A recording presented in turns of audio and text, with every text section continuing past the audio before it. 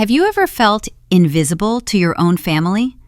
I wasn't even looking for it, just killing time during an oil change, when I saw her wedding post on Instagram. A gold-trimmed invitation, a venue I recognized, the one I paid for. But no invite, no message. Just a caption. Can't believe it's almost here. The truth?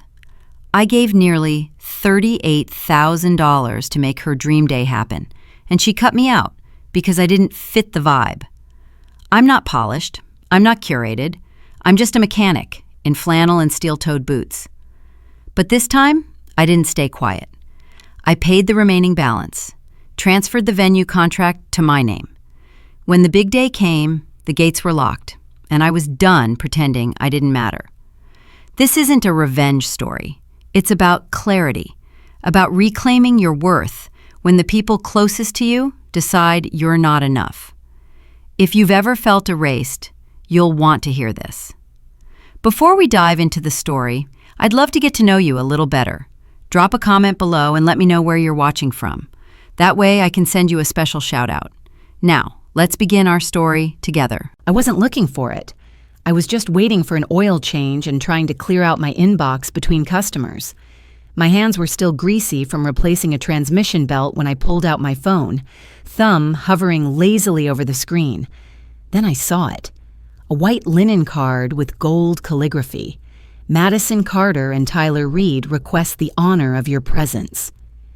The photo was cropped just enough to hide the venue name, but I recognized the carpet in the background.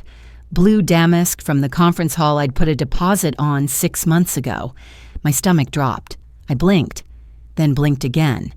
It was on her public Instagram story, captioned, "Can't believe it's almost here," with sparkles and a champagne emoji. I sat back on the stool in the corner of my garage, the creak of the metal legs slicing through the hum of the overhead lights. I wiped my fingers on a rag that had seen better days and reread the post like maybe I'd misunderstood. Maybe there was some mistake. I scrolled to check the comments. Friends, cousins, even our aunt from Ohio had replied with heart eyes and "can't wait." Not a single mention of me. No tag, no message, just a post floating out into the world as if I didn't exist. I stood and walked over to the small shelf by the office where our incoming mail landed, usually oil filter invoices and the occasional overdue bill. I flipped through the stack. Nothing addressed to me from Madison, no envelope with her perfect handwriting, no invite. Back in the garage, I fired off a quick text. "Hey, didn't get my invite. Lost in the mail?" I stared at the screen for a while, read the message again, sent it, then waited. The rest of the day passed in a blur of brake pad replacements and minor repairs. I cleaned carburetors, aligned wheels, listened to Rick in the next bay complain about the heat, even though it was October. None of it really landed. My thoughts kept circling the same thing. How could I have been missed? The sun dipped low by the time I locked up for the night. The sky turned a dark kind of blue that only shows up when you're the last one to leave somewhere. I sat in the cab of my truck for a few minutes, the glow of the street lamp flickering against the windshield. Still no reply. I drove home, the hum of the engine doing nothing to settle the growing knot in my chest. Maybe she was just busy. Maybe it was an oversight. She'd always been meticulous with RSVPs and holiday cards. Maybe this was the one time something slipped. But deep down, I knew better. It wasn't until 11:42 p.m. that my phone finally buzzed. The screen lit up with a single text bubble. "We had to make tough calls with the guest list. It's a curated event. Hope you understand." Curated. Like I was a mismatched piece of furniture in a showroom. Like my presence wouldn't fit the image. I read it 3 times. Once for sense, twice for the slap. No apology, no explanation, not even a "wish you could be there." Just a cold, polished sentence crafted for maximum detachment. I leaned back in my recliner, the springs letting out a tired groan. The living room around me felt suddenly too quiet, the walls too bare. I thought about the day I wired the $15,000 deposit without a word. No question asked, just a short call from Mom. "Maddie needs help. She's found the perfect place, but the window closes tomorrow. I didn't hesitate. I just said, I've got it. And that was that. No thank you card, not even a text. I figured they were stressed with planning. Now it made sense. They weren't stressed, they were selective. I clicked back to the Instagram story, still live, still shining with curated joy. Friends I hadn't seen since Grandma's funeral were liking it. Even Uncle Rob, who hadn't spoken to me in years, commented, "So proud." My face felt hot, not angry, just hollow. I set the phone down face up on the armrest and stared at the ceiling. I wasn't part of the curated image. I wasn't marketable, not next to Tyler's friends and Madison's coworkers from the firm with their perfect teeth and corner offices. I was a guy who spent his days in steel-toed boots and coveralls, who knew more about carburetors than charcuterie boards. "I paid for the damn venue," I whispered, staring at her post like it could answer back. But it didn't. It just sat there, silent, polished, and public, like the wedding itself, beautiful to look at, empty where it mattered. And that was the moment something shifted. Not loudly, not angrily, just decisively, something about being erased that cleanly makes you see the truth in sharp lines. I wasn't invited, not because they forgot, but because they remembered who I was and decided I didn't belong, and I was done pretending that didn't hurt. "You don't fit the vibe." She didn't even stutter when she said it. Just sat there, smiling, swirling the wine in her glass like it was a casual observation, not a punch to the gut. It wasn't even a real conversation, more like a whisper I wasn't supposed to hear, but I did. That phrase looped in my head all evening as I stood alone in the garage, fiddling with a carburetor that didn't need fixing. My hands moved on instinct, but my mind was somewhere else, back at the dinner table 3 months ago. It was a warm evening in July. Mom had set the table like she was hosting royalty, white candles in crystal holders, linen napkins folded like envelopes, and plates that only came out when guests did. Only there weren't any guests, just us. Madison showed up wearing some high-neck cream blouse and shoes I couldn't pronounce. She kissed Mom on the cheek, nodded politely at Dad, and gave me that half-hug like I'd shown up to her office without an appointment. Dinner was all air kisses and career talk. Tyler was in D.C. that week. "Working on a federal pitch," she said, like we should all be impressed. I just focused on my roast beef and tried not to count how many times Mom said, "Presentation matters." At one point, Madison pulled out a little binder and started flipping through floral layouts. She had names for shades of pink I didn't know were colors: peony blush, champagne cream, dusty rose. Mom was nodding like a bobblehead. Dad just sipped his Cabernet and kept quiet. Then came the dress-fitting issue. The deposit was due that Friday, and something about a seamstress on retainer. Madison didn't ask for help. She just looked at me and said, "Do you mind covering it? It's just easier if one person handles the payments." I pulled out my checkbook, scratched out the amount, and handed it over without a word. Then, trying to keep things light, I said, "You better save me a seat up front." Madison smiled, not at me, through me. "Of course," she said. And that was that. Now, months later, I stood staring at the numbers on my banking app. $37,800. That's what I'd paid toward a wedding I wouldn't be attending. Dress fittings, florals, venue, brunches I wasn't invited to, gift bags I'd never see. The garage was quiet except for the low tick of the wall clock and the occasional clang of a wrench slipping off a bolt. I didn't feel sad. I didn't even feel angry. I just felt clear. Clarity comes slow sometimes, not like a lightning bolt, more like windshield wipers in light rain, each pass making things a little sharper. I sat down on the cracked vinyl stool by the workbench and leaned back, phone in hand. I hadn't planned on checking voicemail, but the red bubble nagged at me. 2 new messages, one from Linda, Mom. I hit play. Her voice came through, hushed, but still carrying that sharp edge she reserved for private conversations. "I just don't think he'd blend in with the executives, Robert. You saw the dinner last time. He brought beer in a cooler. A Coleman, for heaven's sake. A pause. The clink of silverware. He's sweet, but he doesn't match. And this wedding, well, it's not just a party. It's a launch. For Madison, for Tyler. It's a statement. A muffled agreement. Probably Dad. I sat perfectly still. Didn't blink. Didn't breathe. Just let the silence after her words fill the space around me. Didn't match. Didn't blend in. A cooler. Like I was a lawn chair at a black tie affair. I opened another message, an audio from a group chat Madison had accidentally forwarded to me last week. I'd meant to delete it, but tonight, I hit play. Her voice crisp and clipped. He's not what we want representing the family. He's fine, but he's just not the brand. Not the brand. I guess somewhere along the way, my life stopped being about people and started being about optics.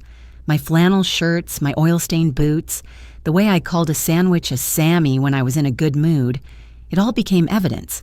Evidence that I didn't belong. I closed the audio and stared at the floor for a while. The cement was cracked in one corner from when a jack failed back in 2021. I never bothered patching it. It was functional. Didn't bother me. But maybe that was the problem. To them, everything had to look polished, curated, on brand. I glanced up at the calendar hanging near the office, a pin-up from an auto parts wholesaler. October, red marker circling the 14th, wedding day. I opened a browser on my phone and typed Willow Crest Estate Ownership Inquiry, the venue Madison had gushed about endlessly, the same one I had paid for without hesitation. The site loaded slowly. I tapped around until I found the contact form. Wonder if they'd sell it to someone who doesn't fit the vibe, I muttered. The joke didn't even make me smile. The first thing I noticed about Willow Crest Estate wasn't the sweeping brick archways or the trimmed hedges lined up like soldiers. It was the silence, the kind of hush that costs real money. That and the gravel, a soft crunch under my boots that somehow felt like I didn't belong. I'd been staring at that estate's logo for weeks now. On the invitation Madison posted online, on the Pinterest board I wasn't supposed to know about, even in a caption she wrote, "Can't wait to say I do in the place of our dreams." Except the dream wasn't hers alone. I wired $15,000 to that place, quietly, no strings, just a big brother trying to help. The morning was cool, mist hanging just above the grass like breath. I parked my truck and stepped out, tugging at the cuffs of my flannel like it would smooth out how out of place I looked. My boots carried a week's worth of shop grease. My shoulders still ached from rotating tires the day before. But I walked in anyway. The lobby was all polish and calm, citrus air freshener, white orchids, marble floors. A woman behind the desk looked up, the kind of woman whose blazer probably had a dry cleaning schedule.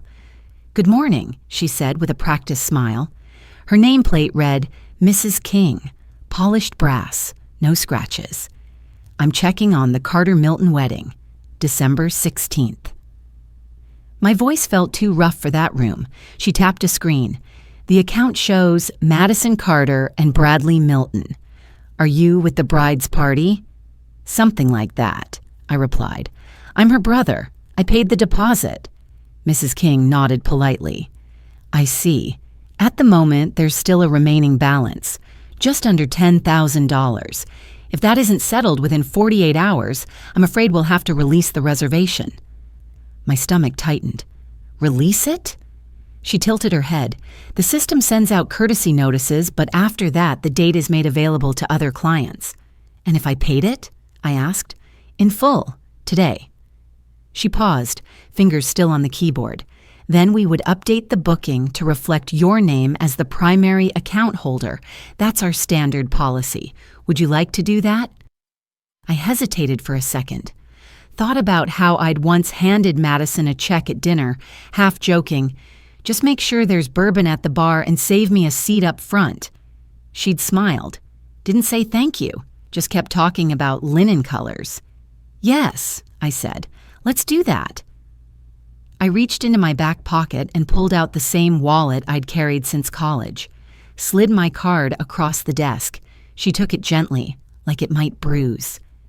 "Dear friend, what would you do if you were in my shoes? I bet you can't guess what's coming next. But before we go any further, drop a 5 in the comments if you're still with me, because what happens next might just leave you speechless." While the system processed, I looked around. High ceilings, light jazz humming faintly through hidden speakers. Everything felt curated, except me. The terminal beeped. She turned the screen toward me. My name was there now, Daniel Carter, right above the words, "Venue reservation confirmed." She printed 2 copies of the receipt and handed one over. "Would you like us to notify the bride?" she asked, her voice still smooth, professional. I looked down at the paper. My name, bold and centered. Hers? Nowhere.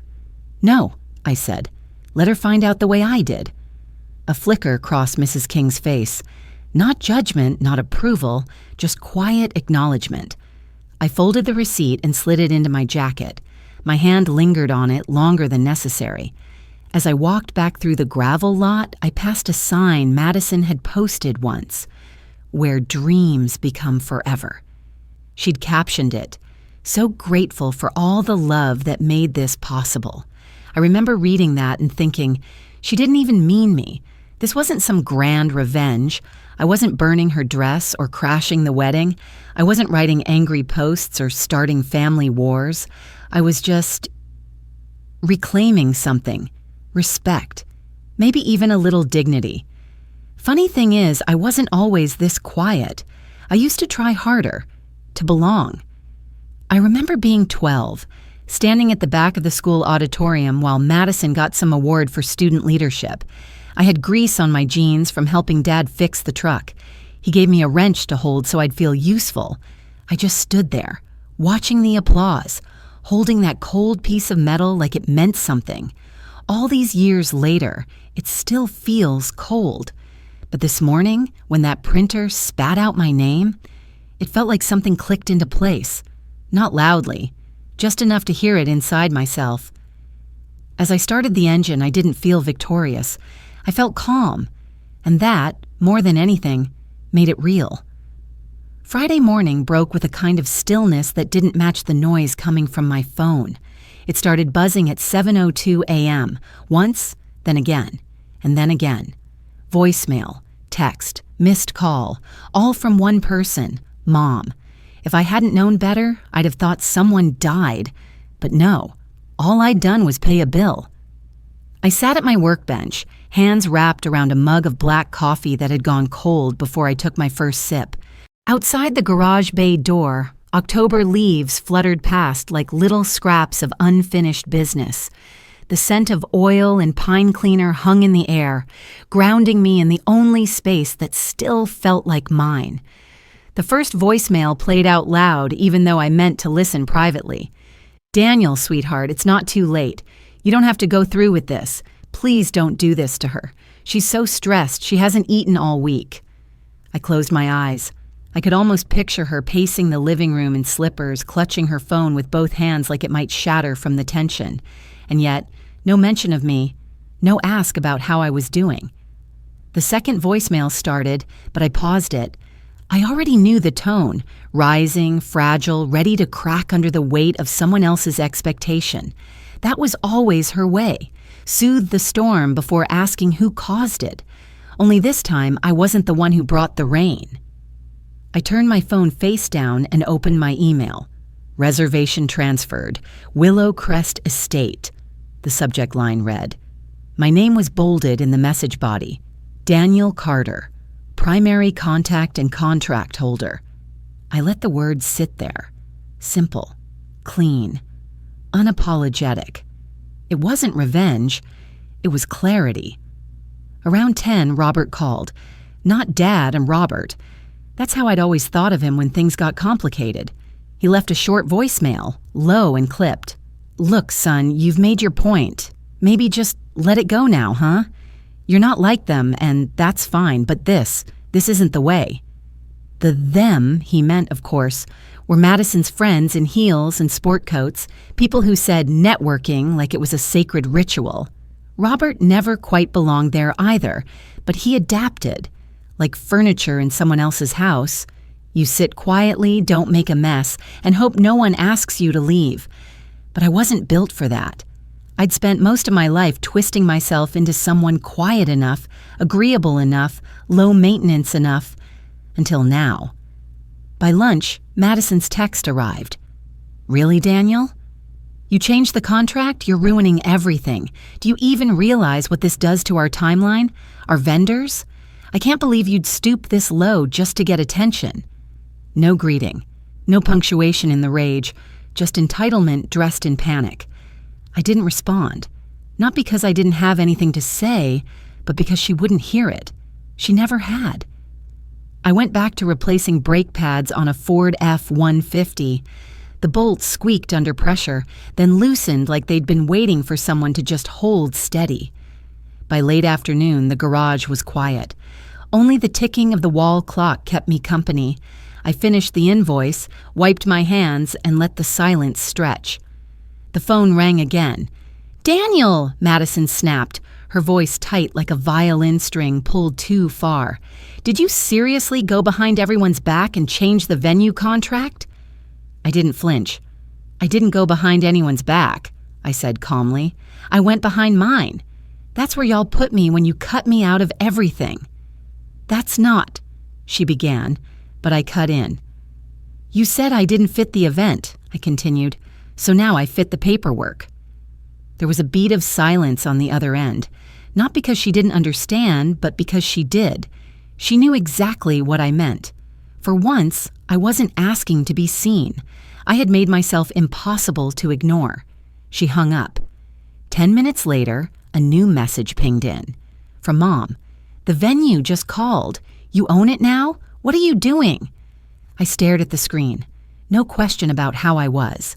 No curiosity about what led to this. Just confusion that the status quo had shifted and I hadn't asked permission.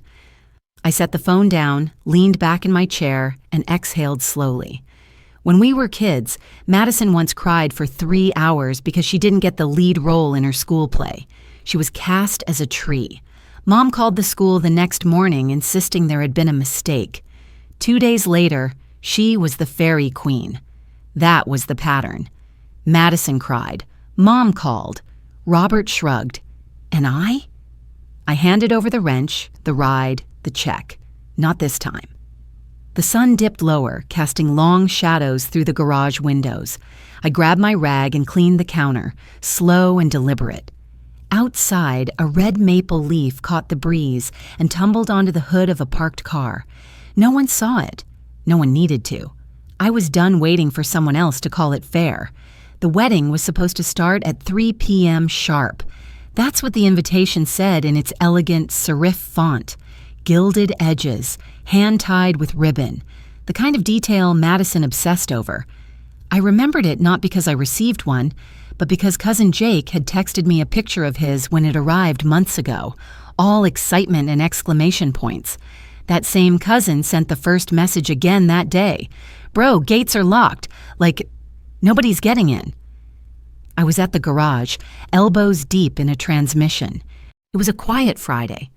Cool autumn air drifting in through the cracked side door, mixing with the smells of grease and old rubber. My phone sat on the workbench beside an untouched thermos of black coffee. Jake followed up with a photo.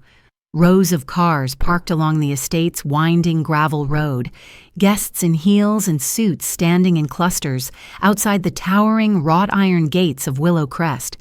There was a white laminated sign taped to the bars. Event canceled, balance outstanding, no entry granted. No florist, no white chairs on the lawn, no string quartet playing a soft rendition of Ed Sheeran's Perfect. Just confused guests blinking in the sun, checking their phones, whispering to each other with polite concern that was rapidly shifting into something sharper. Some thought it was a mix-up. Others thought it was a joke. But when the catering van didn't arrive and the wedding planner's number went straight to voicemail, it hit them. This wasn't a delay, it was a derailment. I didn't respond to Jake right away. I just stared at that photo. Something about it felt surreal, like watching a movie you'd seen before but forgotten the ending. I knew what came next. Madison would unravel and someone, usually me, would be expected to step in and rescue the image, patch the seams, swallow the insult, but not this time. Linda was the first to call, 3 times in a row, then 5, then voicemail after voicemail, her voice growing more frantic with each message. "Daniel, please call me. It's not too late. Just undo this. Please." Robert tried once. "I know things got messy, but can't we move past it? It's her big day." I didn't reply. Instead, I walked 2 blocks down to the cemetery where Grandpa Carter was buried. His stone was simple, just his name, birth year, and the words, "He showed up, even when it was hard." I brought my thermos, sat on the cold bench under the maple tree, and let the wind shuffle the leaves at my feet. Madison finally called. I let it ring until it went to voicemail. Then she texted, "They said you never paid the remaining balance. What is going on? I can't believe you're doing this. You are humiliating me." I leaned back on the bench and watched the sky. It was a soft blue, dotted with the kind of clouds that look painted on. I thought about the check I'd written months ago, the first deposit to Willow Crest, and then the second one, all without a thank you, all with the assumption that I'd stay quiet and invisible. My phone buzzed again. Jake. Still no one inside. People starting to leave. A few are mad. Some are filming. Wow. I finally typed back. Not surprised. Jake, did you know this would happen? I stared at that question. I typed, erased, typed again, then settled on. I stopped fixing things. Around 3:45, Madison called again. I picked up. Her voice was a mixture of rage and disbelief. "You let this happen. You let me fail." I waited a beat before answering. "Number, I just stopped pretending everything you do is okay." She was quiet. I could hear her breathing, shaky and uneven. "You didn't have to make a point like this," she snapped. "I didn't make a point," I said. "I just paid the bill. You assumed I wouldn't stand up, that I'd always be there, silent, useful, forgettable. But this time, the gate stayed shut." A long pause followed. "This is public," she whispered. "People will talk." "They always talk," I said, "but they never ask who paid for the lights to stay on." Another silence. Then, "You wanted to embarrass me." "Number, I wanted you to finally see me, but you didn't. So now you see the consequences." I ended the call before she could say more. After the call ended, I didn't move for a long time. The air had grown cooler, the shadows stretching across the grass. The maple tree above me let loose a slow rain of crimson leaves, each one landing like a silent nod of understanding. I thought about all the birthdays I'd fixed with last-minute gift cards, the apartment deposits I'd quietly covered, the calls I never got unless someone needed something. People talk about family as if it's a warm fireplace on a cold day, but sometimes it's just a house that won't let you in unless you wipe off who you are at the door. A part of me wondered if I'd gone too far, but another part, the part that had stood in the background for decades, finally felt like it had stepped forward. Not to make a scene, just to take up space that had always been mine. By dusk, the texts had stopped. Maybe they realized I wouldn't respond, or maybe the reception dinner had been canceled too. I didn't check. Instead, I drove home with the windows down, the radio low. I passed the florist, dark inside. The bakery was still open, but the wedding cake display was gone. I wondered if it had ever been picked up. I heated up leftovers, fed the neighbor's cat while she was out of town, and later sat on my porch with a cup of tea. Across the street, someone's porch light flicked on. Life moved. Funny, isn't it? The world doesn't stop just because someone's big day does. And maybe that was the point all along. It's strange how quiet can grow on you. A year ago, my phone never stopped. Missed calls, voicemails, text chains that drained more than my battery. Now it buzzes maybe once a day, usually a reminder from the tire supplier or a buddy checking in, but not from them, not from Madison, not from Mom, not from Dad. And the funny thing is, I don't miss it. It's early fall again, almost to the day. The air has that soft Kentucky crispness that makes a man want to clean out gutters or oil up a grill. The shop out back has grown. What used to be a dusty 2-bay garage is now 5 bays wide, newly paved, bright lights overhead humming soft. I've got 2 new techs, Raphael and Morgan, smart kids, both in their 20s, learning faster than I ever did. I pay them well. Better than what I used to get, that's for sure. We've started closing at 5 sharp on Fridays. No exceptions. That was my rule. The grill's going already. Smoke rising gentle over the backyard as burgers hiss and sizzle. I can hear Raphael laughing with his girlfriend near the picnic table I built myself. Morgan's got a beer in one hand and a football tucked under her arm, teasing one of the other guys about fumbling last week. There's music playing low from a Bluetooth speaker, something old school, Aretha or Otis. Nobody's in a rush. I wipe my hands on a dish towel and lean against the doorframe, watching it all from the porch. One of those soft, golden hour moments where you can feel your chest expand just a bit wider than usual, where the quiet doesn't mean absence, it means peace. My phone buzzes in my pocket.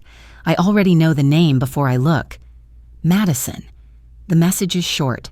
No emojis, no drama. Hope you're well. Just thinking about you. I stare at it for a second longer than I should, then swipe it away. No reply, no emotion, just gone. I don't even feel the old tension in my shoulders that used to come when her name popped up.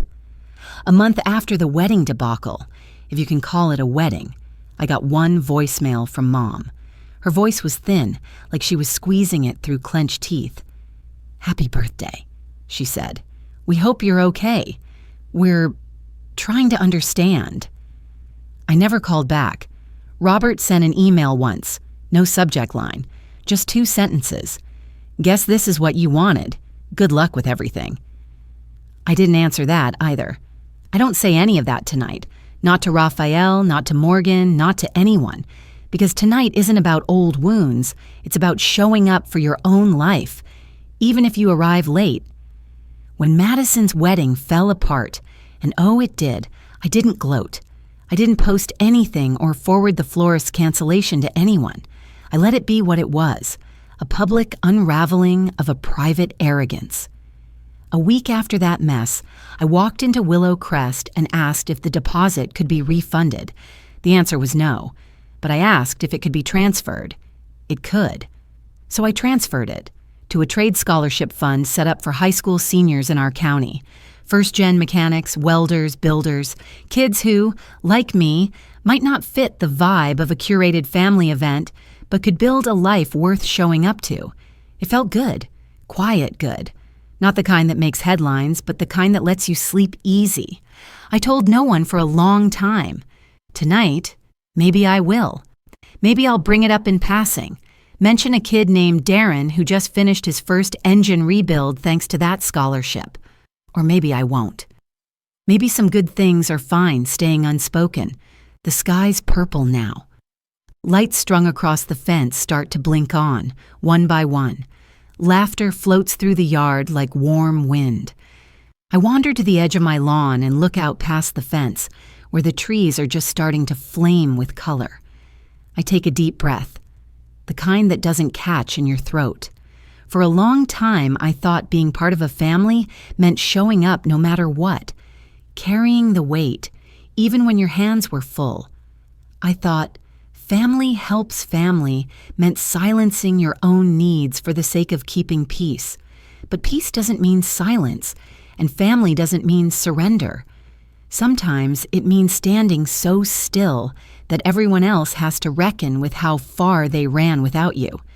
I didn't miss Madison's wedding, not really, because for the first time, I attended my own life. There was a time when silence from my family would have felt like a punishment. Now it feels like peace. I used to think being a good son, a good brother, meant giving until I disappeared. But I've learned that love without respect isn't love. It's expectation in disguise. Sometimes the kindest thing we can do for others and for ourselves is to step back and let people grow from the emptiness we leave behind. If this story resonates with you, I'd be honored to hear your thoughts. Have you ever had to choose peace over family? Feel free to share your journey below. Someone out there might need it today. And if you believe in quiet strength, in stories that grow slowly but strike deep, subscribe to the channel because sometimes the most powerful journeys are the ones no one saw coming.